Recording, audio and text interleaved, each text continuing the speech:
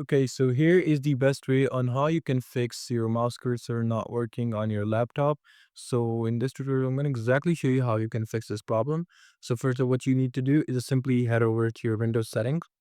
And once you're inside settings, you just basically need to go ahead and type in device manager like that. And you just need to search up device manager and just open it up. And here, as you can see, device manager opens up like this. And once you're inside Device Manager, you'll see the option of Human Interface Device. So you just need to press on this arrow right here. And if you are on a laptop, you'll see your laptop's interface option. But I'm clearly on PC, but you'll see that option on the top. So what you have to do here, as you can see, this is my mouse. So you just need to right click on it and you'll see the option of Update Driver. Just go ahead and press on Update Driver.